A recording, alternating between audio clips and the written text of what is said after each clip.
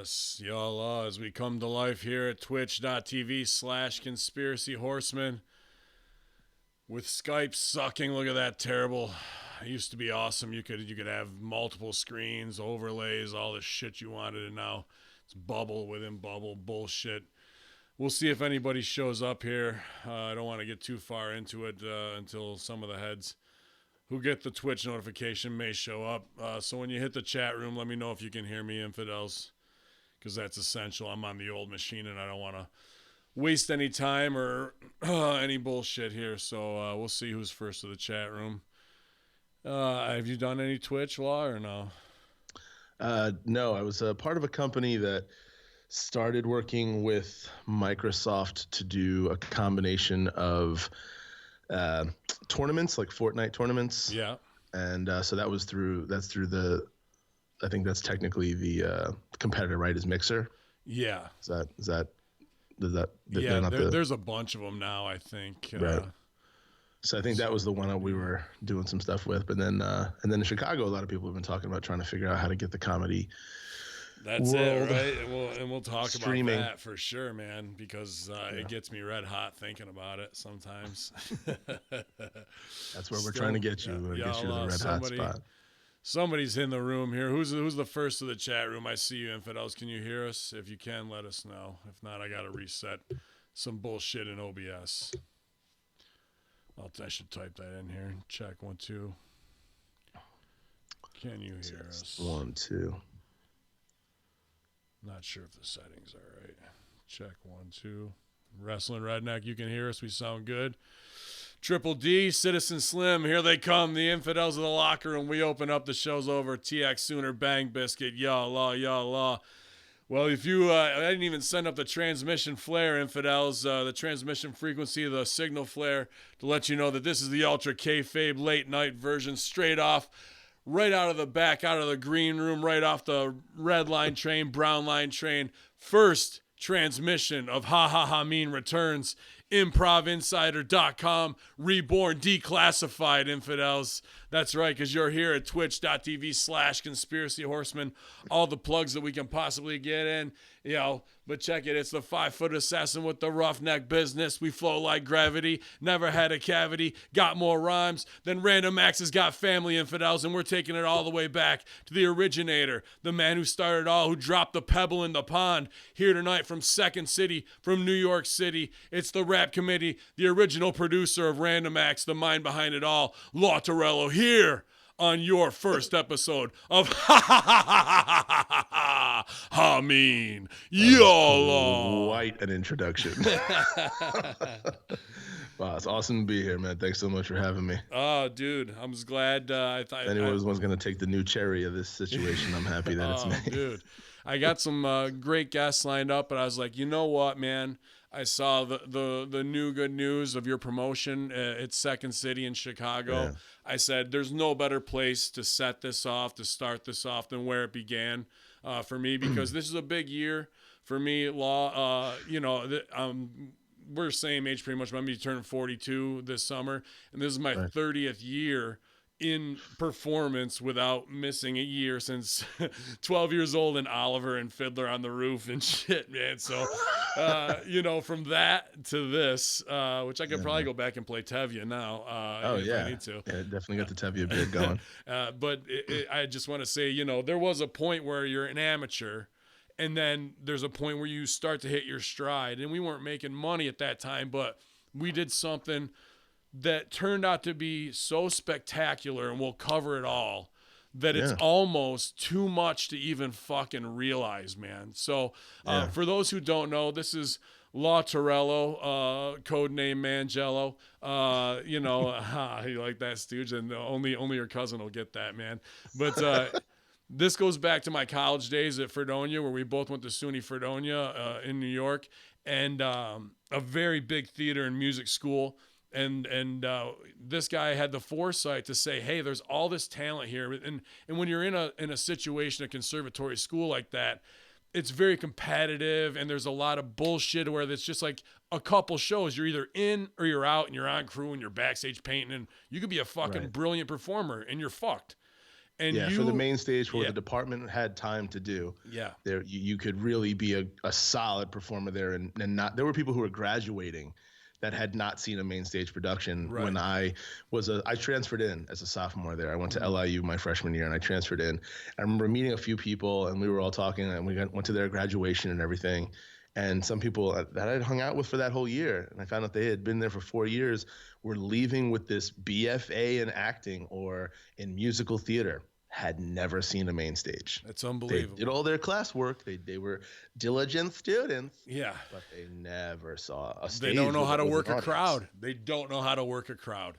Right. And you saw this there. And obviously, we are of what I think is the greatest Saturday Night Live generation, from Chris Farley, Adam Sandler, and also respecting Yeah. everybody from the movies that came out of there before. And we also came up during all of Bill Murray, John Candy. And no one can touch that in comedy right now. It's not going to be seen for a long time. But you saw the opportunity to put together all this talent from a music school, theater side, comedy, and you went and got Dave Munnell, who ran. It was a local guy, a theater guy, and I remember getting him wasted, and you hooked up this beautiful theater in Fredonia, the 1859 Fredonia Opera House, Right. 1891. 1891, right? 1859 is a whiskey, I think. That's Second City. Is it? No, well, 1959. Yeah. But we had tried for a whole semester to get Random Acts on campus. Yeah. And we went everywhere, and they just looked at us and said, you got to pay for security out of pocket, you got to pay to rent, and we didn't have any money. We pay what with what? Yeah. So the middle of that summer, so that was my whole sophomore year pretty much, and the middle of that summer, we bumped into Munnell drunk at a party and got him to shake on letting us try it that next fall. Right. And it's a beautiful theater, 550 seats. Gorgeous.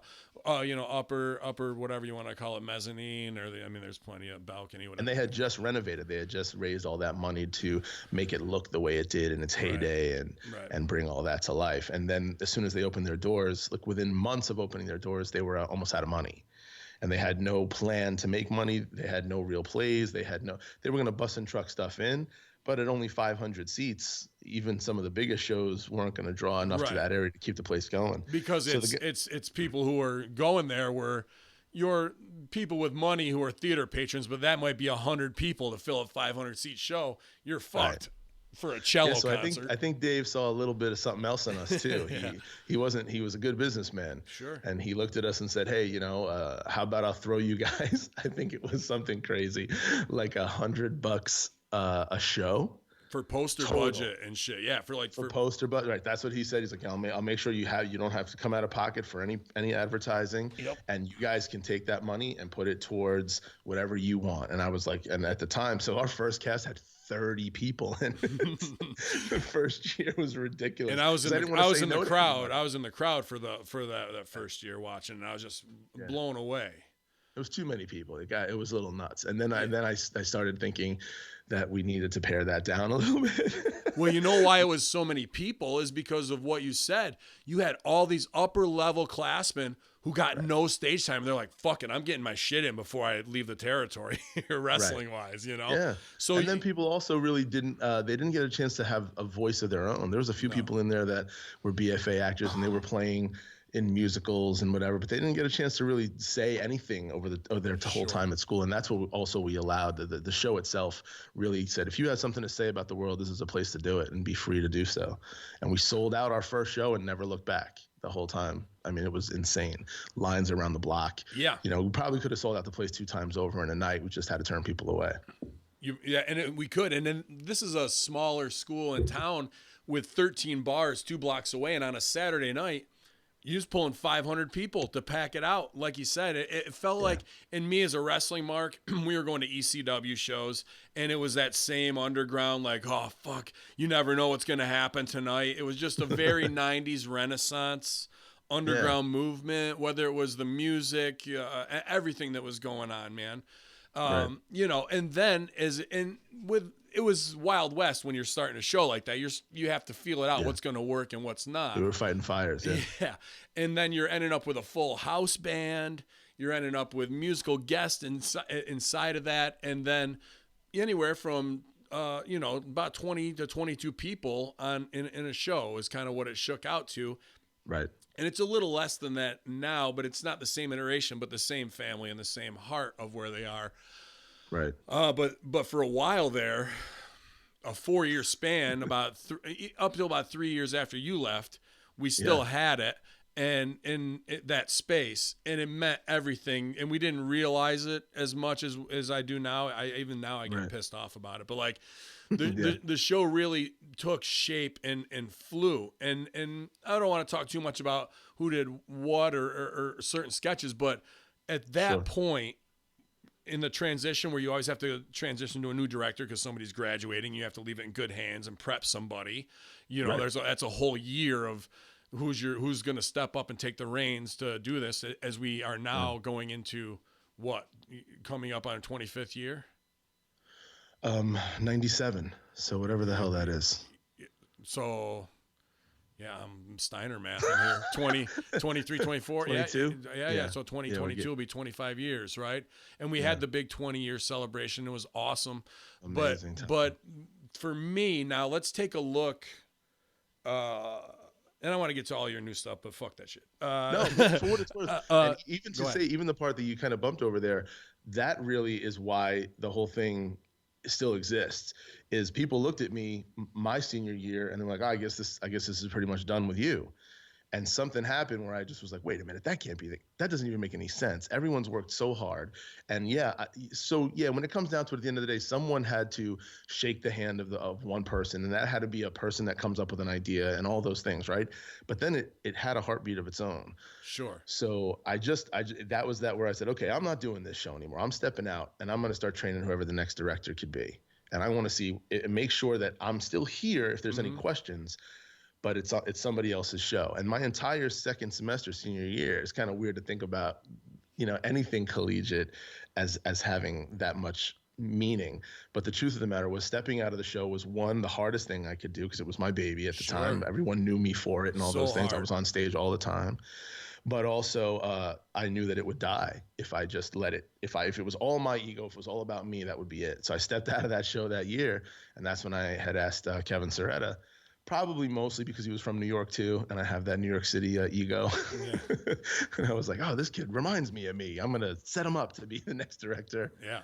And just getting to that point where the show wouldn't just die with our original crew was the big deal. And that's why 20-something years later, they're still able. They figured that on their own, and the next person said, okay, well, I gotta make sure that I'm training the next director and while I'm here. Absolutely. And not just hand it to someone without knowing what to do. And most people get a 2-year run now where Right.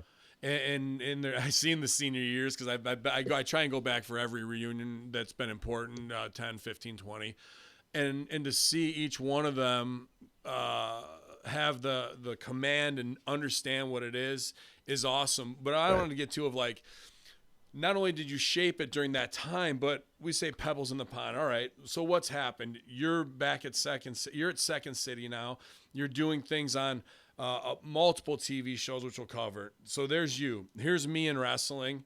Reached a certain height, but the fact that I've gotten to perform with, go down the name drop of Piper and all that shit, right? There's one on the shelf. But now we need to talk about Nice Peter, Epic Rap Battles of History. This is all the same 4 or 5 year span. Epic Rap Battles of History. The number 2, him and Epic Lloyd on YouTube, with over a billion motherfuckers served. It's unbelievable, right? Yeah. And that's a property where we were together every day. Now, I don't want to call Pete a property, but we know the genius and the madness that go along with that, of like trying to hold sand and it's going to slip through your fingers that much quicker. But you're looking at this talent that, I hate to say it, neither you or I really have. We put in work. He's got which is he wakes up like that. Yeah, it's fucked up. But he's also got a plenty of bullshit that goes along with it. With all genius, there's madness. Sure. Marissa Panessa, who is an unbelievable talent, who now runs Panessa Talent Agency and manages 2 people on Saturday Night Live, people on Empire, people on Fox, casting for movies, you as well. Yeah. Devin Goffman on Broadway, Tony Award winning performances, touring as well.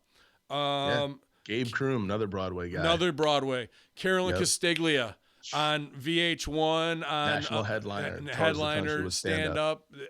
Was on the hip hop show, the chick with MC Serge from Third Base, the whole nine, right? And been on plenty of pundit shows, political or whatever, to be the comic relief on there. Tammy J. Cox on the #1 radio station in Rochester, New York, coming up in the airwaves that way. Yep. Marky Devine, right? Or I'm not sure if I want to get the pronoun. Irene Devine on Netflix. On Netflix right now, one of the breakout trans actors, in the scene right now, and unbelievable. Like one of my favorite random actors when I would come back. Yeah. Either because I was there full before transition, kind of mid, and now to see and doesn't matter. At the last anniversary show, she called herself it was one of my favorite things. It was a gender terrorist. I popped huge. Because we just really, it was one of those moments where she came at you from every angle and you just dealt with it. And comedy is so high level and so smart. It's mind blowing. I fucking love the performance, and I definitely want to get her on as a guest as well because I think right now is a time to shine. What's that? I said you'll be pissing yourself the whole time. I'll be laughing my ass off. I'm sorry to bulldog this, but I just want to. I stack you with dropping these pebble. Like at one time, this wasn't like pebble in the pond. It was like a giant rock. Like let's make some ripples. Because look at what I'm just talking right now. Even I had another one off the top of my head. Oh, there was somebody else, and I apologize, and I'm not trying to belittle any other cast members because there's plenty of people who've gone on incredible performance. I mean, even the ones I'm lucky enough right now. Charmaine is in Buffalo doing all the top stuff in Buffalo and regional theater right now. There's and Kevin Soretta, Second City, Improv Olympic legend. There's 5 or 6 guys. It's at Improv Olympic in Second City, and now out west who followed the trail and went west, young man, in the footsteps of what Marissa blazed for me and what I blazed for Kevin and Pete and Heather Kinney. Heather Kinney worked at Playboy there and is an unbelievable performer. Right. Just like, dude, I don't think the only thing I can think of, and this might not equate to in your mind, in a wrestling analogy, in OVW, there's the Miracle Class of 2002, which was Brock Lesnar, John Cena, Batista. You even the B player guys were fucking money mid-carders in WWE, and there's never been a class that like graduated that and affected an industry so much. Right. But people have no idea because it's random acts, it's SUNY Fredonia, it's small pond. But that people's like, oh, you can be a big fish in a small pond. Everybody broke out of that motherfucker and became a huge fish on their own. And we did it with Synergy in Chicago, but it's mind-blowing to me how much effect your one idea had on so many people's lives. I'm sorry, I've talked a lot. Thanks, now you go, dude. No, I mean, that's amazing. And of course, I do my best to not have ego be a part of it and just say thank you. I've learned to just say thanks when people give me really nice compliments like that. But it is crazy. I mean, most theater departments, man, when you have a theater department that puts professionals out in the world and that's their intention, you're going to get those schools that have some famous people here and there. But Random Acts unto itself became a fraternity sorority of people who were going out in the world and really doing this. It was one of the things that, because we had that work we did on our own anyway. We had to put those shows up. They're not stepping to us though. Isn't that fucked up? We're still like a black sheep. Like all those huge things that could be like crowns in the jewel of Fredonia. What was it when we went there? The fucking girlfriend of the brother on Blossom, that was like the big fucking claim to fame, and maybe one other thing like that. Well, and they still got Mary McDonald. They're still carting her out. They're still pumping that shit, dude. 1 billion views on YouTube. 1 billion views. No, fuck that, B. Yeah, so I mean, like that's what theater departments kind of see, and the whole time we were under their nose, but we had to do our own thing. It was always about doing our own thing. So the people who came through Random Acts, that was their work ethic already, was not to just wait for a department to hand them a role, not just wait for a director to see something in them. They were like, I'm going to take this and do something with it. And so, for Random Acts, that's what the deal was, man. I want to announce, it's not really an announcement, but it's a thing I want to throw out here to random actors who might see your thing. Stooge Report, here we go. Yeah, well, this is kind of silly, but so we had wanted like within like 6 months of naming the show Random Acts, we had because of everything from the fact that I'm from Brooklyn and my dialect is on fire most of the time. It sounds like Random Acts whenever you say it. It sounds like the axe you would swing. Yeah. And I remember trying to convince people a couple times, like, hey, we should just change it to Random Acts. It'd be kind of cool. But then they're like, nah, it's already got a following. Leave it alone. Leave it alone. So you just let things lie. And then years later, I go out to one of the reunion shows, and these kids all have a shirt on that just says the word random, and the D is an axe. Yeah. And it felt so good. Like, look, we're all still in the same vibe. Yeah. So Pete Byrne and I, we're collaborators here. He's another one of the former directors of the show, and an great amazing name. talent out here. Yep. He and I joked recently He and I went purse shopping at the alley one day. It was a good time. Yeah, he's amazing. He and I have just recently said, for all the random actors out there, we're throwing a thing out. If anyone's ever been into getting a tattoo, just anywhere on your body, just throw an axe. Anywhere. It's just a random axe. You don't have to put anything else on it if you don't want. Just get yourself any size, any shape, anywhere on your body. We were like, after all these years, like, it's just a literal random axe. Yeah, so mine will be coming up pretty soon. I'll probably, knowing myself, I'll probably have the tattoo artist try to carve the word random in the handle. Yeah. And I'll probably put 97 and 99 on there just because, you got to rep our cast years. I like it. Well, I'll probably make mine a double one, as you know. My old man's a lumberjack, the whole 9 gimmicks. So. Yeah, my dad's a firefighter, so I'll probably go with that. Awesome, dude. So any random actors out there want to throw a random axe on, once we get that going, we'd love to see some pictures of those axes starting to get ink to skin. I like that. I got to get some cover-up tattoos, so that may work perfectly, actually. Yeah, I got one big cover-up. All right, let's do a huge jump forward to the present. You've just been promoted. Tell me about your new position at Second City. I know I've been able to influence some of our HAHAMIN Media Group members to go to improv. They're loving it, and if they get to where they want to and they want to come to the Mecca, this is the connection. I say this, you've said this, the best will always find each other, and here's your fucking conduit, you guys. Here's HAHAMIN paying it forward. Tell me about your new job at Second City, man. Yeah, so I just celebrated my year anniversary at Second City. I got hired there a year ago, and Second City, man. So it's been amazing. So you get handed a bunch of classes there. You kind of start out with whichever one of the department heads likes you the most. I was hired by Rachel Mason. She's an amazing human being, just one of the funniest people doing it in the business. Wife number 13. Wife number 13. She's a lucky 13. She is.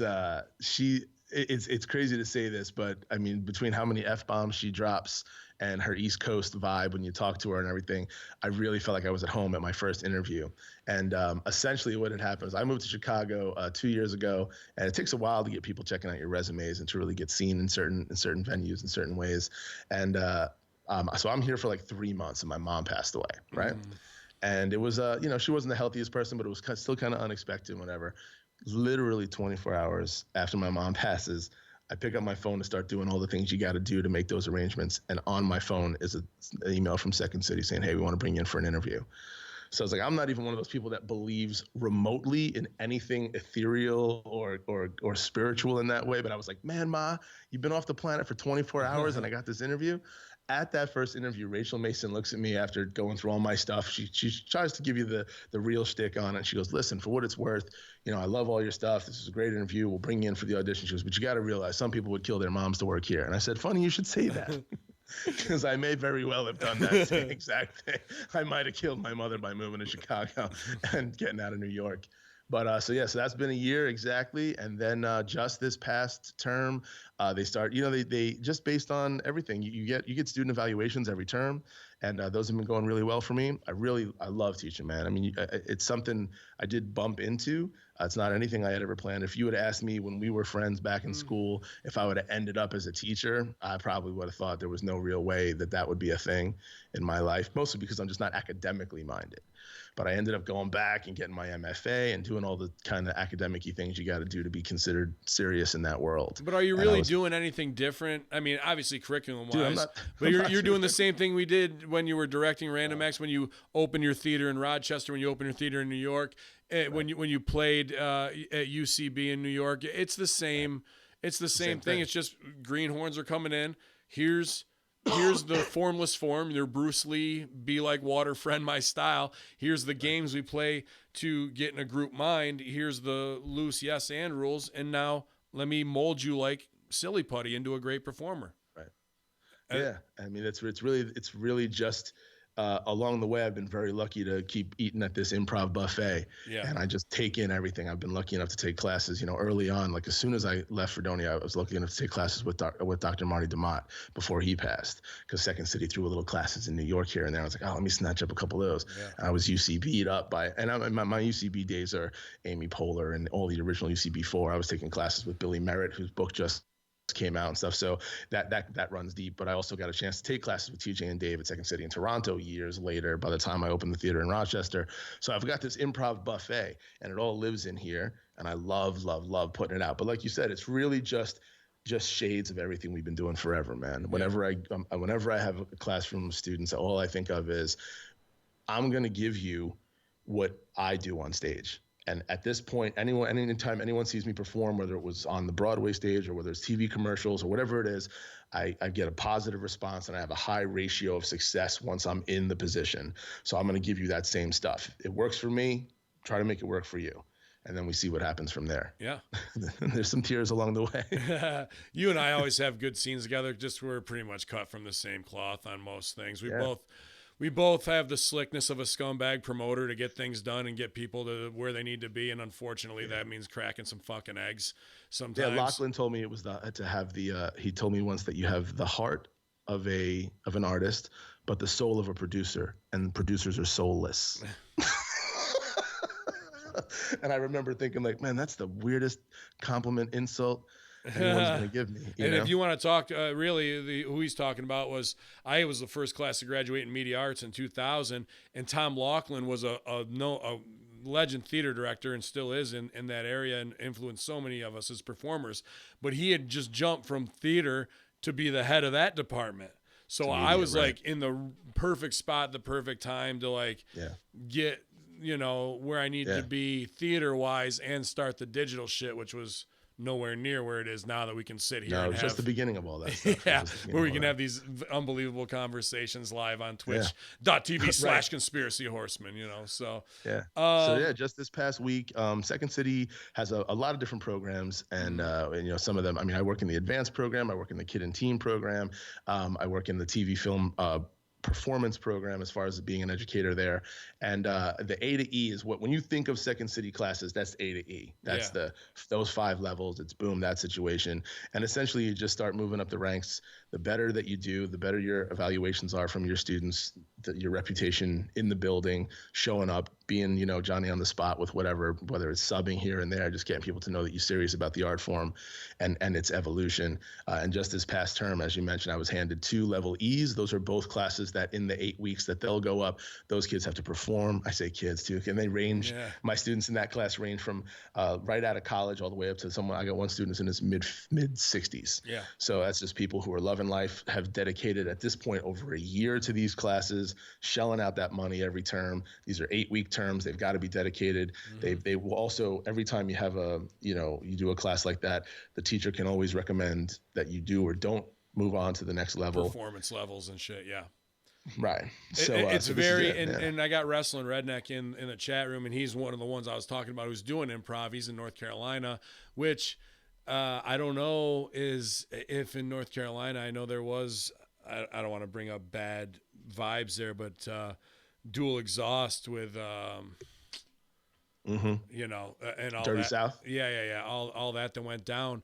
And we'll get into that because that, and right before that of what happened in Chicago, right, really changed the face. Changed the face of the entire scene. And I was gone. I watched it from afar.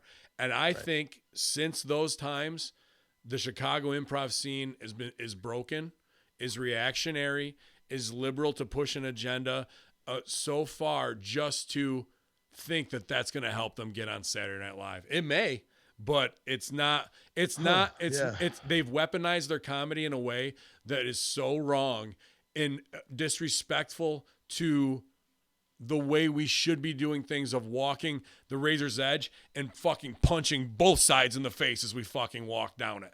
Not let me fucking jump this side, and I'm going to just, because that makes, I think it kills your credibility as a comedian, because you're the conduit to everybody to be able to relate through emotionally. And once you fucking whore it out to get a message across that is just getting heat or getting your shit in wrestling style, right, it's fucked up, man. And I saw it for the last 4 years. It broke my heart too. I was like, people are disrespecting their craft. Like, people I adore and I consider mentors, to watch them have reactions and sell for dumbass politicians who I know they're a fucking 1,000 times smarter than, who I know they could out argue, they out research. As an improviser in Chicago, you have to study everything. I'm talking everything from engineering to culinary arts to fucking Cosmopolitan magazine to trap music to whatever the fuck, because you got to be able to play it at any second. At any point, it's all coming up. And they all, and to see these highest level performers be so affected and be in this bubble, man. And I hate to talk shit about them, and I have on mine, and I don't name names and whatnot. I'm just like, holy fuck, what is going on there? And it makes me not want to come back to deal with it, because I know I had a lot of ideas of how we could get Chicago in this Twitch game of why isn't there a 24/7 Second City podcast going on with people manning the fucking booth? 6 theaters a night that are sold out. Like, how is it we're not showing all that work? All that work. And I know the deal went down with Sony, and I don't know what that is. I remember when Dan Bacadol punched a hole in the fucking wall and walked off stage because Sony pretty much told him that day, hey, anything you write from here on out, because the option we own. And he's like, you can fucking suck a cock. And he left for LA, and now he's a big fucking star. So, there was a lot of time where it went from the rebellious underground of that we had to a complacent, we're just going to toe the line of every fucking far left agenda that there is, man. I mean, and so for what it's worth, my experience here has been that there really is a very strong line between what we know as the main stage or even just the performance side of Second City and the training center. At the training center, we, our main job is, at any given point, we've got more students than some of the state universities in this area. Sure. I mean, we have like 6,500 students right now roaming that place. And it's tremendous, but the amount of programs and classes and everything from acting to on camera to, we have the Harold Ramis Film School now and stuff. So the training center itself really operates in a very, even though it's the name and that's the art form, it operates in a very different way than, for instance, the shows and the directors and the artistic direction that's happening for what we're thinking of, the sketches that they're putting out in the world and the stuff that's happening on stage. Right. Absolutely. I can be way more reckless for what it's worth in a studio theater, because we have, we've got, Judy's the Judy's Cabaret, the Cabaret, the Blackout, Donnie Skybox, Judy's Beat Lounge, Donnie Skybox, and we can and the DeMott Theater, we can do almost anything in those theaters. You put your pitch in, they make sure that it's all on track. You put that show up, you do your own promotion, and everyone comes in. And we've sold out shows there. I did my most recent show there was about bipolar disorder. It was no holds barred. I mean, we talked about suicide and real life experiences and getting people to cry and laugh in the same 50-minute span. And I put my heart into that show, and they just asked us to do a 4-week turnaround for that. We did 2 weeks initially, sold those out, and they were like, hey, let's do some more of those. So we got another 4 weeks of that coming up sometime this fall. But no one looked at me and asked me and said boo about what was on stage. It was really my expression. And I might be misunderstanding you, but and it's not the work that's going on there, because it's always going to be awesome work, and it's work that is gone after it's there. It's not recorded and unfortunately seen. And that's there seems to be some Native American magic to that. You know what I mean? The voodoo that Del Close wants us to love. But in a time of digital, when TV is absolute shit, there's an opportunity to monetize and start making yourself as a star. That's the thing. Here's what kills me. Not the tweets from the people I look at as generals who I watch them being reactionary. That's really where I see it. I'm like, why the fuck are you, of all people who I look up to, being affected? How are you? How is that? And it's not even in their work. It's funny. It doesn't even necessarily reflect in what they're bringing on stage. That's who they really are putting out in the world, like you're saying, in their own social media and stuff. To me, man. But that aside, Chicago doesn't realize what it has. To keep seeing people go to New York or LA when you, with minimal effort, now the new iPhone 10 shoots as good as any camera, and it's just the fact that, are you going to take the time to put shit together as a student? And even if it's the Funny or Die thing, kind of is Rosenfeld, YouTube creator Rosenfeld. Here's Twitch. Is this the time that Chicago pulls its head out of its ass of thinking that it's over because they're the mecca of comedy? Well, if you're the fucking mecca, you should be pioneering digital. Now you have to catch up. And I'm not saying you. I'm just saying. Oh no, don't worry about it, man. I joked with you about that before. Yeah, and be like, holy shit, why is there not SCTV the reboot through Twitch? With a deal, the SCTV T-shirts for sale, it makes me. I think of that every time. But here's the thing: you got 6,500 students. I want to come in there, put your top 50 on stage, and go, "You fucking think you're over? You're not over," as Rip Rogers would have said to me. Who the fuck made 5 videos this week? And if I bet maybe one of those 50 would raise their hand, and they probably only got 40 views because they don't know how to promote themselves or get themselves over on, because they think that I've got, and I thought this, I'm only saying from experience, I'm an IO, I'm fucking over, dude. I did shit at Second City, I'm over. They have all of this here, and what you're going to do is, out of those 50, 5 might make it to LA and New York and actually fucking make it. All 50 are fucking blue chip, incredible properties, but they're lazy and they think they're over because they don't know how to be hungry enough to produce their own shit around the clock. And guess what, kiddies? It takes 80 hours, 85, 90 hours a week to be a top media producer. But when you outshine everybody, or you can put your fucking team that's named for some reverent fucking thing that, you know, is going to get broke up in 16 weeks. And remember the fucking run Rumspringer had? Yeah, we were great, but who the fuck remembers those shows? Nobody.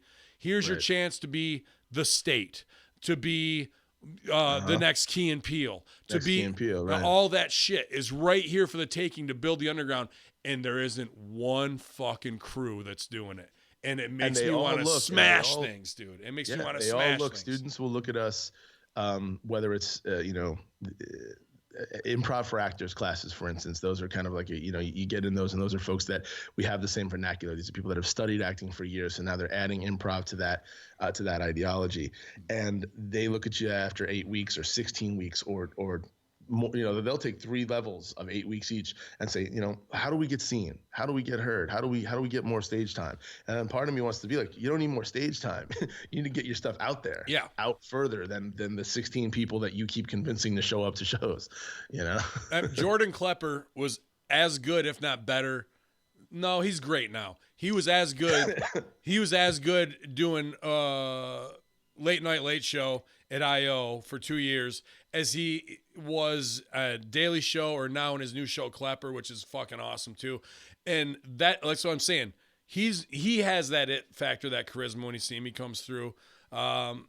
Pete Holmes did, and Crashing, and he's given people a great gateway. Middle Ditch and all those guys on Silicon Valley. Tim Robinson. Yeah. He's got the new sketch. Tim Robinson is great. I mean, these are all the heavy hitters, but there again, there's 5. And all the people who are on those people's teams are just as fucking good because they got good because they all came up together. Now, I'm not saying they're leaving those people behind, but those people shouldn't feel like, hey, I performed with them. They should be making content. And it's simple things. You guys got Legal Weed coming in October. Congratulations, right? So good. Rachel Mason and Susan Messing should reboot The Drug Show, which is a show I did with them at IO. And that should be exclusive. When should it be? 4:20 on a fucking Wednesday on Hump Day or whatever the fuck. And you get loaded out. They fucking just roll blunts and do girl talk live like a coffee talk. Simple as fuck. And it's right there. And now people are cheering bits. They're making a little bit here and there. There's some fucking micro payments. Now there's a second tier of performers who can become digital side. And this is just the basics, Law. I'm kicking around. I know. I'm not telling you anything literally you don't know. Tip of the iceberg. Yeah. And that's the deal. I mean, when I even just look, I think a few people have said, what if we just had what if there were just cameras in all the studio theaters and they just get turned on for every show that goes in there? What happens? What happens at that point? What if if everyone who's in that show gets a chance to just say, hey, come check out my show here, or you start sending out that link, Absolutely. I think that old school vibe. Yeah. People's initial things are, man, you could hear me saying it already, right? Like, well, then people won't come out to the theaters and see them. Yeah, well, that fucking poster you hung on the fucking callboard wall, that's the one that did it. The funny one with the reference that popped me, right. like the name. Oh, now I'm going. Artwork. Yeah, because people really want to come see your show in the middle of February too. It's awesome to go outside in Chicago. And either way, man, this would be a fraction of our audience, and anyone who's going to come to your shows in the first place, they're not going to be probably, especially right now with, like you're saying, if we're just talking Twitch, Mixer world, that kind of stuff, this is not the same people. They're not the same people that are coming to those shows. The people who are on their computers that are in this world, they're not the ones coming to classes right now. It's not the same folks. But they might, if they see those, like it's a recruiting tool. And Vince Russo does this. We'll be doing the Raw SmackDown Live. He'll go live on Twitch. The show is for his subscribers, which is $4 a month at russobrand.com. But he'll go first 15 minutes. What if you're going to do your classes? Hey, we're live on Twitch, you guys. You can always come here, Second City, check out classes. We're going to have a summer intensive. Sign up for it. So you'll get to watch the first 10 minutes here of what we do. And whether it's just warm-ups or whatever, hey, we're going to get into our scene where, guys, thanks for watching. Turn off Twitch, and then that's it, bro. That's it. Yeah. I mean, they're talking about selling online classes all the time. Everything's an online class. How is everything not an online class? It's like 100%. And I love you guys. I love you, all of you. I love that whole community. But you're fucking lazy. And I was it too. And I'm not saying because we were going to shows 6 nights a week, working a shitty job, living in a studio apartment, but you love that grind. I mean, not you kind of had your life in order before you came back. And that's why you've risen so quickly, because you were a mature man when you came back and you knew this is at my target to go. I don't have time to fuck around. You know what I mean? No, yeah, I was done with fucking around. Yeah. So that's a difference between a 20-year-old who's bright-eyed in big city. Right. You know what I mean? Yeah, I'm curious, even in you saying it, how much really is in our hands. For what it's worth, I don't think anyone would even right now get a slap on the wrist or something to that effect in any of the studio theaters. I can't imagine Second City, because those are our shows. They're ours. I mean, so I don't think anyone would have a real issue with it. And any bigger scale, anything that would be corporate wide, the amount of red tape, holy shit. I mean, dude, even right now, me thinking about who I would even send an email to say, hey, let's do something at the Up Theater. That's one of their actual main stages. We've got Up, we've got ETC and Main Stage. If it was to be on that theater, even to get the cameras rolling in that place on Twitch, someone would have to agree to it. Someone would have to sign off on it. And then they would want probably some sort of, like you're saying, approval. And then who owns that when it's done? Who's potentially making the money on it? If there's any money to be made. Yeah. And it just ends up bogging everybody down. Once you put money in, but fuck it. That's the thing. Like, instead of being like, fuck this, like, we got to get it figured out because we're missing opportunity to cash in. They love their alumni. Oh, look who the fuck went here. Guess what? Oh, sure. Joel Murray would stop by and do a half hour. If Hot 97 and all these shows got whatever with Charlemagne and fucking Method Man can come in, or Little Dicky or whatever the fuck, it should be the every day that should be going on. Hey, George Wendt is here, you guys. Fucking every day. Bang, bang, bang, bang, bang, bang. We have those studios. I walked by them. I was like, whoa, where are all these? These amazing sound booths. For all the improv people here, don't be too offended. After I left, I went to wrestling and training under Rip Rogers, and he is brutal. He will call you every fucking. I've been called a fat cocksucker so many times. You motherfuckers are lazy. This shit is right here in your fucking hands, you students. If you aren't there around the clock living in that studio because nobody else is doing it, here's your opportunity. Who's going to be first? Whose team's going to fucking be first to crew and say every Tuesday from 4 to 7, Tony's Tatas is fucking show. Their show is on. They're doing their podcast of whatever it is. Right. And are you going to get guests lined up? Are you going to talk politics and comedy? Are you going to talk the absurd? Are you going to talk whatever? And it's absolutely unbelievable to me that they have not pulled the trigger with that pool of talent to do that. Yeah, and to be honest, I'm sure right now, even us saying it, that there's got to be someone doing something. I've heard enough about it. There's enough little rumblings and things, but We don't know about it. It's not I out there challenge enough. you, It hasn't Law, been to posted. fucking do what you did with Random Acts and fucking take a big boulder and slam it in the fucking pond there. I know it's a different mechanism with money in the fucking deal, but there's so No, much that like you said, opportunity. that's the bigger level. We have enough studio theaters there where if I, for instance, here's the easy shakedown is every season we get a call for show submissions.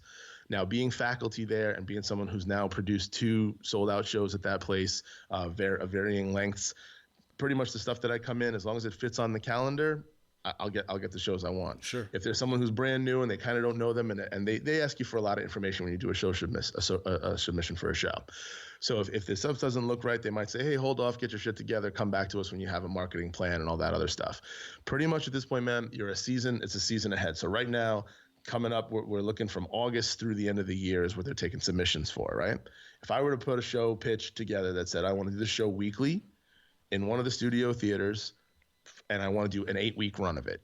Let's say on a Friday night, Tuesday through Friday, those are essentially all you're guaranteeing the theater is the first $100 through the door. It's a very fair shake. After that, it's a 50-50 split.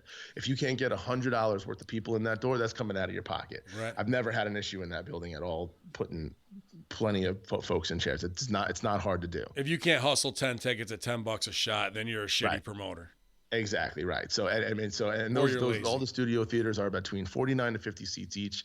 You know, if you get a decent show, even at looking like a 35 to 40 person audience on any given night, you know, you're in good shape. You'll walk out of there with a couple bucks too. Mm-hmm. Nothing to write home about. You're not making money. This is not your career, but you're putting stuff in front of people. Now, you take that same 8-week show and, like you're saying, rather than have it go to the wind, have there be cameras set up, have those things be streaming, whatever the idea for the show is, whether it's just a talk show, whether it's getting people involved, or it's part form, part whatever the hell you want to be. Yeah. It's your show.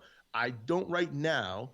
I mean, and I would love to find, and I'll find out. You know, I'll come back to you. I'll email you. I'll let you know. I'll come on the show again. Oh, fuck that! I got too much work to do. Don't involve me in any of that shit. Fuck. No, but what I mean is, I'll let you know if they look at you and if you try to pull that off for an 8-week run. If they look at you and go, "Hey, listen, we heard you twitching the show. You really can't do that." I'm like, well, someone's got to post that somewhere, because right now there's nothing that says anything about that. You can tape your shows. You can use to promote yourself in the world. So I can't imagine that that's different. It must fit in the same kind of world. But think about the fact that they could hype that, not even for just what's local ticket sales, but say Joel Murray is going to sit in on a set with somebody, and that's like on an indie show when you got all your indie workers that nobody knows except regionally, and then you're going to have Billy Gunn as your headliner, an ex-WWE guy, right?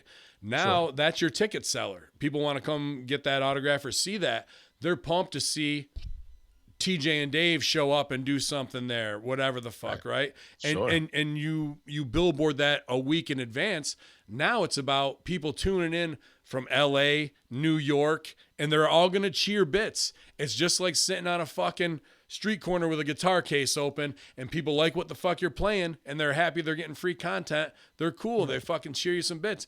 And then when that hits, they're like, holy shit, Joel Murray can fucking make us money and do a good show, and he doesn't really give a fuck if he gets anything in return, and we just got paid $700 because of our fan base in other cities. Wow, all the other fucking bullshit cuntiness goes right out of the fucking window, don't it? Yeah. That would be fantastic. I would love if bullshit cuntiness would go out the window. And that's what I'm saying. There is the political side where, to me, being in wrestling, Chicago comedy could benefit so much from the wrestling promoter mindset, and also from the Rocky coach mentality of, sure, we want to get into our feelings, but like, and you've heard this, and it pisses me off now when I hear it, that improv is a fucking vehicle to make other things, to make a TV show, to make I fight that all the time. I've been fighting that since Random Acts. Here is the digital fucking answer to all that, to say that is bullshit, and to show that you can actually be a viable product like AssCat was for a little while on TV. Well, and for what it's worth, the times when AssCat didn't work, one of the biggest things that people said, so that's the UCB signature show. Yeah. The reason why people kept coming back to say that didn't work is that the vibe was, you'll never have the same vibe that you do when you're there live. Well, guess what? People are in their homes and they're live. Yeah, the problem was when you were watching the recording of it later, you got some sort of weird sense that it was, because it was recorded, that it wasn't improvised. It was this weird disconnect. But now you can it'll be live for those people that are watching it on Twitch that first time. And it's it'll not have that TV. same It's connection. not like the big, oh, he got signed to TV and he sucked on TV tonight. It's Twitch, motherfucker. It's improv. Right. Watch it if you want, or click off the tab. Shut the fuck up. Yeah. You know? Be a trip, man. Something's got to happen. Something's going to happen soon. I mean, I walk around that building. I'm there 6 days, if not 7 days a week. It goes double for IO. It goes double for IO. It goes for all the theaters. I don't care if it's the playground. So easy. And it's just not getting done. I mean, really, at this point, I'm surprised in Chicago that there's not a dedicated theater that does just that. Just Digi. And there's enough storefront theaters to say, listen, we got 10 seats here. I'm not even worried about that. This is about, we got beautiful angles, good sound. You're going to be able to feel like you're here when you're here. And it's just a very small. If you look at the size of the audiences, like when you watched, if you saw the Netflix reboot of like the soap show, remember what was his name there? You know what I'm saying, right? Yes. The dude that did the freaking like the Greg Kinnear show with the over the shoulder. Yeah. That studio was tiny. The dish, you know what I'm saying? Oh, man, my brain is shot right now. They're gonna make this shit legal. But so yeah, like when they do those kinds of talk shows, or even like Tosh.0, there's like 19 people there. He's not sitting in front of a ton of people. No. So I'm really surprised with all the little storefront joints around town. Someone hasn't just figured out we got to make a full-on digital place. And the other part is, if it gets been cooking in my head for if a it while. gets over, the fucking marks in Chicago are gonna come.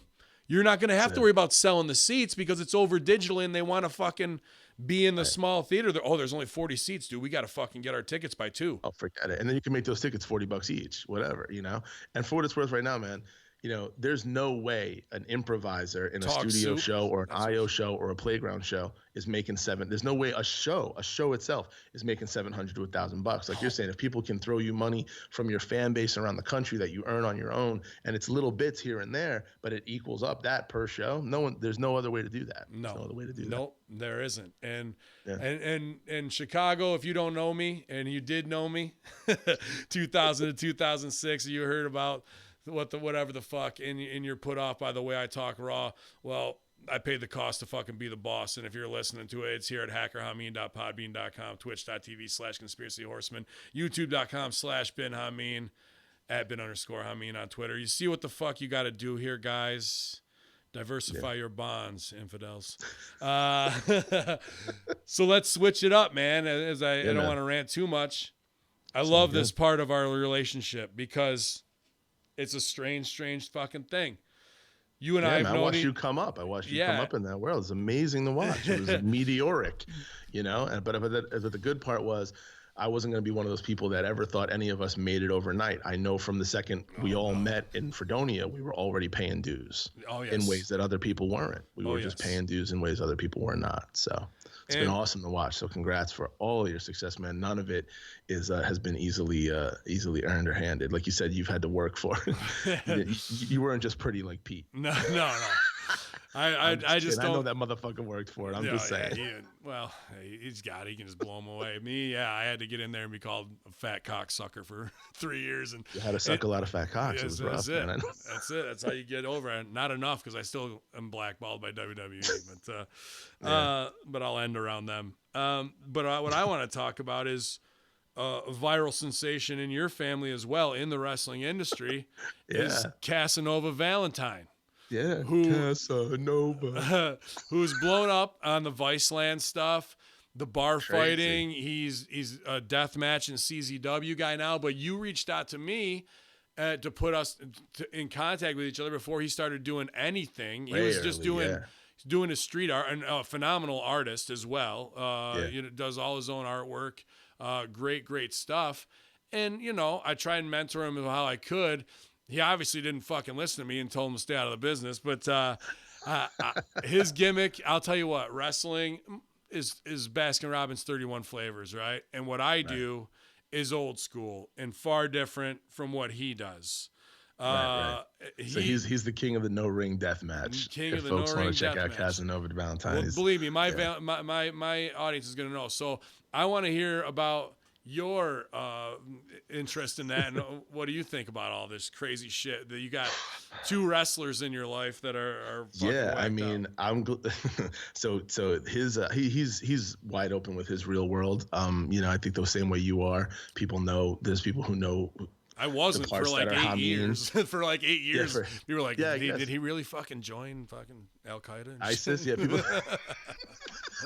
That's amazing. But yeah, that's my baby cousin, man. He is his one of his handles is MC Death Bear. Yeah. That's his street art handle. And I mean, he's wrestled since he was a kid. He was a backyard brawler, in central New York, in these tiny little shit town we lived in, Oxford, New York. And he's always, I mean, that's been part of his art, even when he didn't know there was art. But he's always been an amazing art, a visual artist too, animator.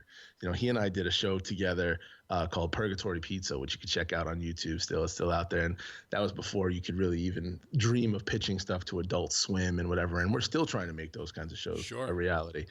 But this kid went into he uses the term retirement, I think, a little liberally. Yeah.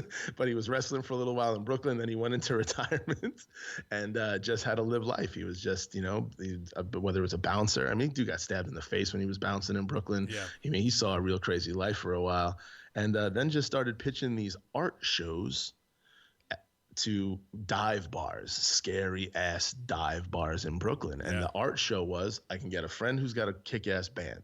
I'll put my graffiti looking crazy street art up all over the place. I'll make posters for the joint. I'll promote it the way he knew wrestling was promoted. He promotes art shows the way wrestling was promoted. Mm-hmm. And then he just said, kind of almost as a whim, I'm going to throw in these death matches, these no ring, listen, man, performance it's a bar art. Fight. All you're watching is a bar fight. Yeah.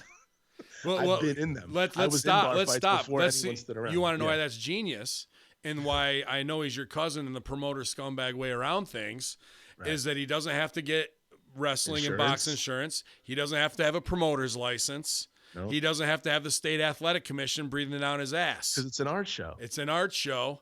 And even if it's masochistic of what he's doing the Yokohama death match, Terry Funk, Mick Foley in these bars. While other shit's going on, and he's fucking, my audience has seen where he goes on Viceland, follows me, goes down in Brooklyn, down to the fucking hardware store, buys the garden weasel, gets a fucking roll of barbed wire, and it breaks my heart to see guys getting. I hate to see guys all gigged up. Like I know he's worked Matt Tremont. I like Matt Tremont a lot, and the guys who work that style, it's like a. It's fucking stupid. They're gonna look back later. It messes with me, man. I mean, like that's my baby cousin. The scars, like Abdul the Butcher, whatever, Brody, Bruiser Brody, like those guys are of that Baskin Robbins 31st flavor, and that's a flavor I don't want to fucking really be fucking with. But I gotta say, man, in a small amount of time, he gets what his niche is, and he's made a name for himself, carved his niche out, carved his arms up with a garden weasel. But fucking, it's hard in this business to get people to look at you. Yeah, that's fucked too. It's hard to get people to look at you. That shit, man? It ain't about that. That shit stays in your skin. You can get all fucked up from that, dude. Jesus Christ. So, wrestling Red, who wins, Hamin or Casanova? I'll fucking lay down. Bro, hit me with one fucking punch and I'll just lay down. That's it right there. I'm not standing. Fuck that. I'd be like, look how strong he is. He fucking knocked me out with one punch. Let him fucking punch you and see how fucking tough he is. Fuck that. You ain't hitting me with no garden weasel, motherfucker. Fuck that.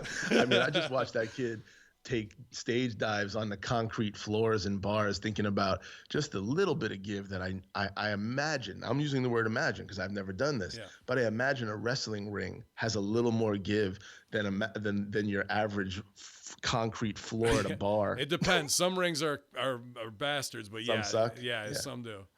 They probably should. I think the design is that they should. If they don't, then that's on those people. It's really not the ring's fault. It's your spine. Your spine's not tough enough, really. Yeah, your spine sucks. So that's my boy, man. It's my cousin. His name is Tori. He's amazing. I love what he's doing, but I'm scared for him because I think that's a short lifespan. It is. I don't know how much blood you could leave on floors, places around. So that's a weird thing. Sometimes in my head, I actually watched a video. Just a stupid a clip, of his dad watching him in a match. Someone just did that thing where they held the camera to the side, and I saw my uncle watch his son get cut open at a show. And to see his own father's reaction was real visceral because he knew that no matter what, even if you want to take whatever part of wrestling people would love to say is fake. That word you say, like, yo, people like, oh, it's this. I'm like, you say whatever you want, man. That's his blood. Yeah. That's that kid's How skin fake is being that, open. motherfucker? Yeah, and I'll tell you what, him doing that, and this is why I have to thank him. Him doing that makes my shit more believable. When I set a hook on somebody, or I'm fucking you motherfucking, like, because they just watched the Vice thing or whatever the week before with him. And to be honest with you, I think 4 times people came up to me at shows when I was not as Hameen and be like, dude, I saw your Vice shit. It was awesome. They think I'm fucking him sometimes. Any husky bearded dude. Yeah, any husky People always call him the fat Jewish. you know that shitty dude who was ripping off people's memes. Yeah, anytime you got a chubby bearded guy forever, I was always like Kevin Smith before he lost weight and had a heart attack, or Kevin James before he had his heart attack. I'm just waiting for mine. Then I'll lose the weight. Like, wow, Law looks great. All he needed was that heart attack. Just gotta get that heart attack. Yeah, it's cool, man. It's cool to see him come up in that. I would love to see him now put it back into the art side of it and get someone to buy one of his other shows or something like that. Just since he's, you know. I just saw him do the tribute to Mick Foley with the cross and the Cactus Jack shirt. He is rooted. At the very least, you know, he people do know that he cares about that all the, like you said, all the flavors. You got to know where that ice cream's coming from. Well, the next thing for him is if he's working for DJ Hyde, and I've worked shows with Hyde and CZW, and I feel one kind of way about it. And again, that's where that Baskin Robbins flavor takes place. But I have other reasons. A friend who passed away was paralyzed there for doing some dumb shit, you know, and yeah, it was bad.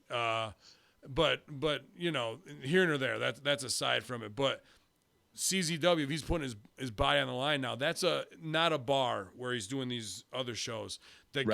So he got himself noticed and he got himself over. Okay, and this is me laying out his career like I was not hot at him, like I'm laying it out for Chicago. So now it's CZW. He needs to pitch business to Hyde or somebody where it's him versus, I don't give a fuck, Tremont, or maybe even Moxley if he's coming back, or Joey Janela, these other guys who all do death matches. But he needs to have Foley bring him out, or Foley needs to be there to give him the shine and pass the torch. He looks like Cactus Jack, like that he fucking is doing the hardcore style before. What did Foley end up doing? Dude, love, yeah, daddy. And then he put a sock on his fucking hand and put it in the guy's mouth. Instead of fucking falling off the cage and gigging himself with barbed wire at the end of the day. All he has to do now is pull a sock out of his crotch on any fucking show and do that. So he can do that spot and be ready to do that with Valentine, and Valentine wraps the fucking barbed wire around it and then fucking gives him the gig. But at least he's passed the torch to him, and now Casanova can carry the hardcore torch for maybe 4 or 5 more years, right? Because that's what I'm saying. Like you can't be doing that shit 20 years from now. No. And Jesus Christ. and in that time, that's his time to possibly get signed by WWE or AEW or whoever else is coming up. Japan, he can go to New Japan with that shit and be the next one and get over. That's what he should do, is go to New Japan after Foley passes him the torch at CZW, comes back, because WWE are marks for New Japan, and gets hired at Ring of Honor, and then goes from Ring of Honor to WWE. That should be the next 3 years of his career. I'll send this to him. I'll tag him in it. You fucking lazy motherfucker. No, you're not lazy. I'm just letting you know this is where you need to go in your hustle, because doing more crazy shit just to do it without the shine is just putting punches on your bump card that you don't need to do for these marks who don't give a fuck. When he's really all gigged up in the hospital, they're not going to be fucking, they might kick in $5 to his GoFundMe for whatever, but they're not going to, Jesus. That's the truth of how fickle wrestling is. So I want to see him get max value out of the blood that he's spilling for these fucking fans. He needs to get his shine and get put over, and then work off, because he's built, whether he doesn't realize it or not, or he might, he's built his name on that Viceland shit, and now it's time to cash in next level. So I love to see it, man, and I love to advise and be a part in any way I can to facilitate that. And then I'd like to see him beat the shit out of you in a bar fight, bro. I'd love to see him beat the shit out of me in a bar fight. I keep telling him. Well, actually, it's the other way. Kind of. The only thing I'll do is once in a while I'll jump on to talk shit to the people that just whatever his enemies are in that world, his adversaries. Oh yeah, their fans will talk shit, and I'm like, listen, if you see me in that same bar, be careful because I'm from Brooklyn, man. We'll I'd shank love you. to see it like the Rocky and what's of the brother-in-law, fucking Paulie, and like you try and stop him, he's like "fuck you," and he lays you out too, like he's like nothing can stop him. He just goes fucking crazy, like no, like like even you take it easy, heat. Rock. Yeah. Even you take some heat of like fuck. He even laid his cousin out, bro. He's lost it, dude. That's your spot. Like you always try and calm him down, and you end up getting laid the fuck out every time. Oh, God. I like it. You hit him with a fucking bottle. He just no sells it and fucking turns around like you're just trying to. God damn it! What have I done? Get to him. Hit him with a PBR. Oh man! Hit the hipster heartthrob with a PBR. The hipster heartthrob. That's the other gimmick. Yeah. Casanova Valentine. I love the Venn diagram of our worlds, how they intertwine like that. It's a trip, man. In the pattern game that we practice as high level improvisers of looking at things on multiple levels and how our worlds intertwine and what patterns come back around, even in a 4 to 20 year time span in an elliptical loop. When you see it coming and you feel it, it's like, wow, what a piece of psychological, like, oh, I can't believe that came all the way back around to me, Yeah. Oh, dude. Well, I want to know, let people know, IMDb, where did they see you recently? The cop show? I don't want to get it wrong. No, it's okay. Proven Innocent was the most recent network thing I did. Yeah. That had a half a season on Fox. It was a Kelsey Grammer, Rachel LaFarve show. I got a chance to play. So listen, this has been my thing lately. I did comedy my whole life, man. I mean, my Broadway debut, I played a 13-year-old when I was 31. So I've always had big eyes and always made people laugh. But I moved to Chicago, and the casting people here look at me and they go, you don't look like you'd murder someone, but you definitely look like you'd help. Or if someone was getting murdered near you, you wouldn't help.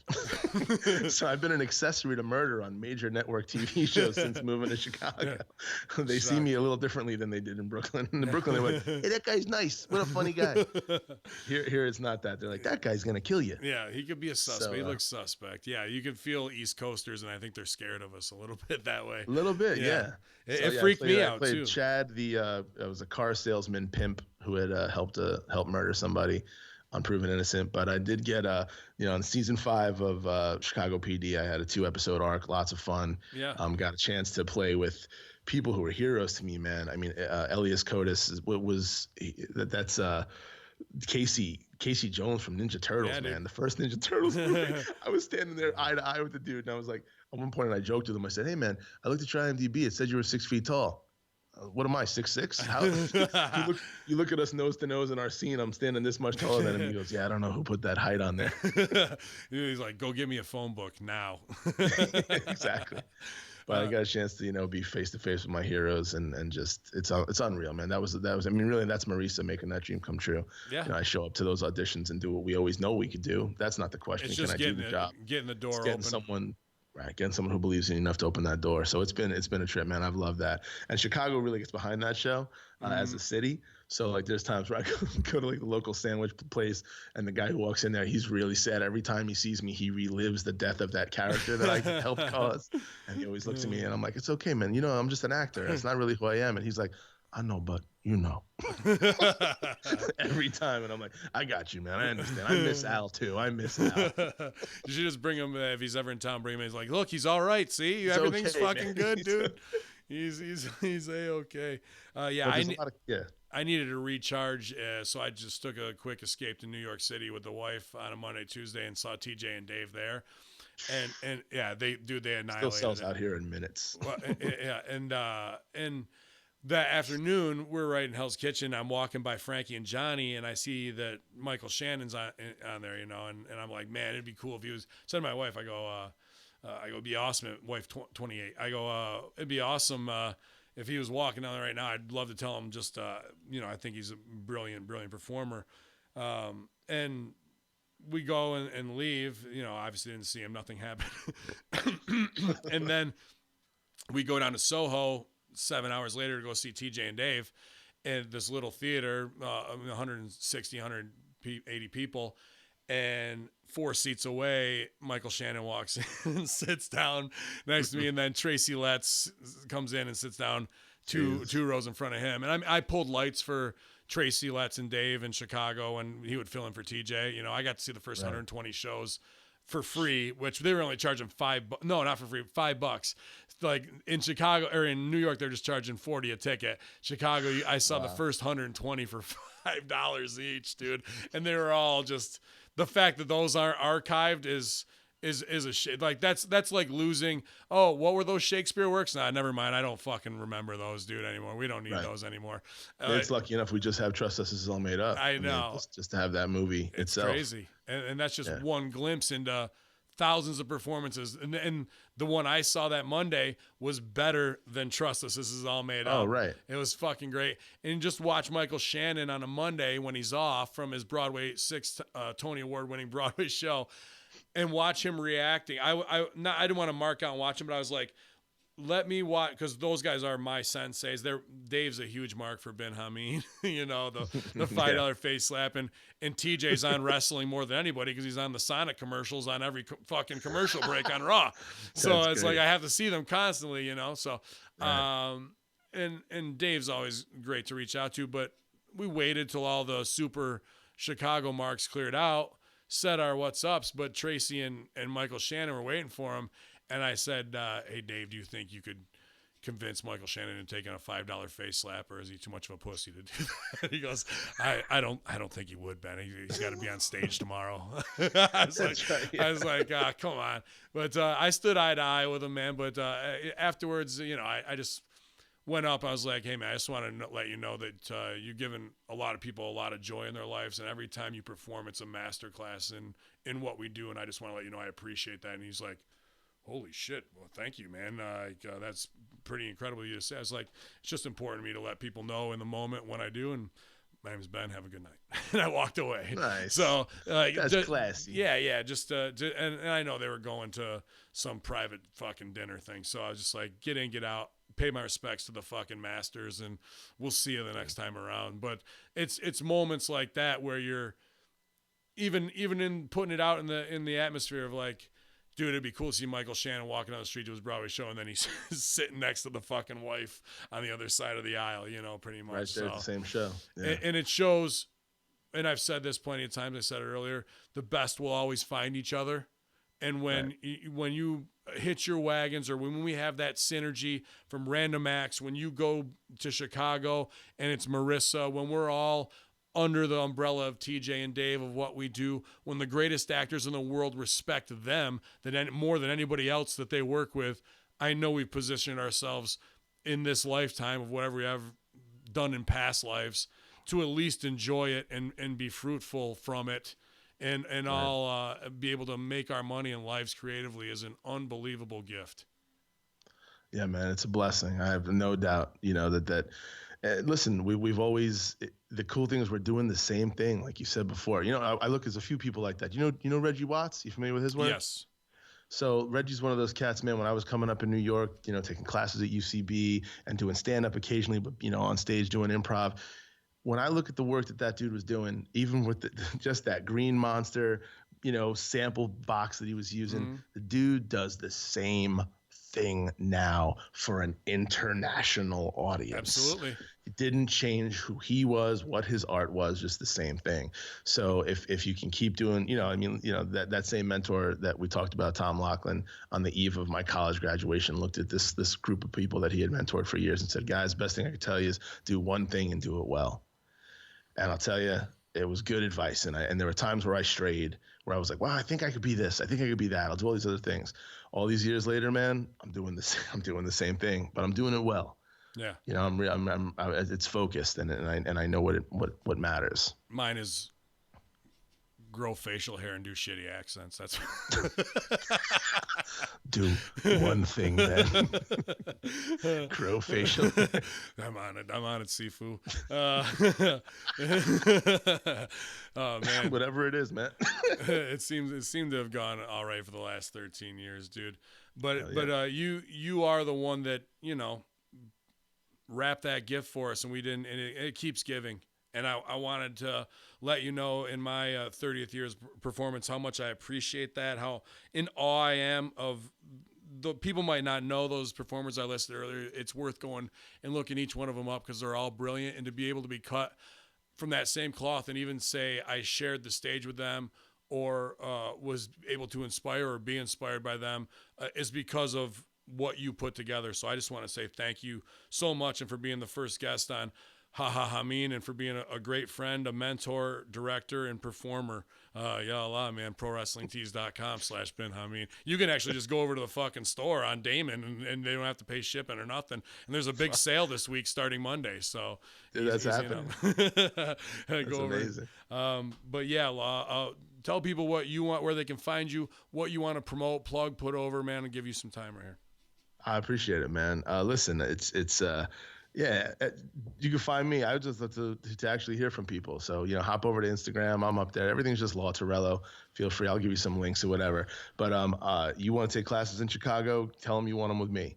You want to find the shows I'm in? Go. You could go to any of my pages. My own personal website's got all my stuff, lawtarello.com. But I would love to start getting where we're evolving this art form.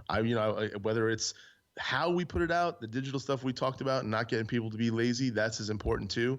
But when I think about one of the unique components of what it is we do as improvisers, because I live in the world of actors too. I'm not ashamed of that. I think it's a fun thing to be a part of. But as improvisers, more so than actors, we were charged by the people who champion this art form to change it, to evolve it. Yes. And we that's up to us to do. Heighten and explore. Right. That's our tenement. Yeah. That's it. Right. Exactly. So when we get in those classrooms, yes, you've got to be the one who walks out of there better. I'll give you tips. I'll give you clues. I'll give you hints. I'll actually, to be honest, give you everything I have. If you're willing to be in there for it and have our own version of no death, this is no death in that ring. That's the difference. It's not a no ring death match. Yeah. It's just no death, but to the death. I'll give you everything I got, man. And if people are willing to jump in, then that's fantastic. But now it's our job to evolve this thing. Yeah. We've got to make it. We've got to make it for us. We've got to make it for a new audience. We've got to hold that mirror up and not be afraid. We've got some new tenets at Second City. I was really excited about this idea. The words get used that get scary, and people say we're doing reckless comedy, or what is it going to be? And I'm like, yeah, we got to be reckless with this. We've got to not be concerned. I tell my students to be, as respectful as they are daring. Can you be both of those things? Because I want to see if that's possible. I want to see what new funny is. That's what playing to the highest level of your intelligence is, as yourself and as that character, right? Like what's in those confines and how are you going to push it? And when we talked about throwing stuff away, those shows that are going to be shown possibly on Twitch, there might be 70% laughs. And when you break that down again, what in there really hit? Well, now we can cherry pick and say, wow, that scene hit. There's a character there. Can we develop a whole show out of that? Right. And without that, if you're just doing the old, it was improv, and now it's gone, and fucking, and you don't, guess what? You might have just missed out on a fucking $1 million sitcom fucking deal with NBC because you thought you were over. And I it was easy for me to yell, you're lazy, because I'm just trying to get a reaction. But let that fucking sink in of what these pearls are that you are missing that could be plucked. And then say, all right, now let's develop this, and let's develop this. And now we've got the state part 2. We've got Second City part 2. I don't think this will surprise you, but that's happening even at our kids in teen camps. I mean, I taught a class this past week to 14 to 18-year-olds. There was a young lady who came through there. Everyone talks about, be the next Kristen Wiig, the next. She's that now. Yeah. I'm telling you, she's that now. What's the Miranda sings, all that type of shit, man. This is where this stuff is happening. Find it now, and not be afraid of it. Yeah. So I appreciate it. Anyone can find me. It's just lawtarello.com. That's all my stuff is very easy to find. To be honest, people could be calling me from this thing. They could just my phone number is so easily found. It's ridiculous. People could ring me up straight from this thing, as I am not hidden in the world. I made that mistake. NBC kind of gives you a little bit of a heads up when you're about to be on one of their shows. If you have a character that's gonna be in multiple episodes, they'll say, hey, you should probably put out a professional Instagram and consider that. And they give you a little bit of a heads up. I had no idea. I woke up to 19,000 people who, from the 9.5 million that saw the show the night before, all wanted to just say, nice job, good job on the show. Well, they all want to touch celebrity, man, even no matter how pseudo or small I'm not saying yours is small, dude. No, it was, man. It's exactly look at the size of the celebrity on that guy. Yeah, all right. but yeah, man, it's the next wave, and I'd love to see you rise as the master of that. And here's the thing with what I wanted to say. What's going to hurt me, and I'm going to love seeing it at the same time. Everyone's going to go, man, why didn't we do this 10 years ago? Oh, definitely. And the faster we can get past that point, then now we're Hopefully off to the race. Why did we do this 20 years ago? Yeah. So all my love to Susan Messing, Rachel Mason. I'll see you both in the bedroom later tonight. I can't wait. And wife number 2. Keep the cameras rolling. Yeah, that's right. You like my camera? My camera that's it. That's how I put down car windows too. It's my object work for the night. Good stuff, you guys. But hey, if you're a HAHAHAMIN fan and you want to be down with the click and you want to be with the best, this is the guy to find. I'm at where I'm at, and I'll tell you it's because he was a part of helping that as a catalyst in the early days. So there's nobody else I would recommend put you in better hands than my man Tarello right here, and I appreciate you. I love you, brother, and I'd definitely love to have you back on, and we'll spread the word on all of this, and we'll go crack some whip on more Chicago, bigger stars, bigger interviews from New York, L.A., all over the world, infidels talking high-level comedy with the highest-level people, because that's what you get here at hackerhamin.podbean.com, twitch.tv/conspiracy horseman, official, declassified, Hamin, YOLO. Shut this Twitch. Shut this shit off for these infidels. They get no more here. Stop streaming.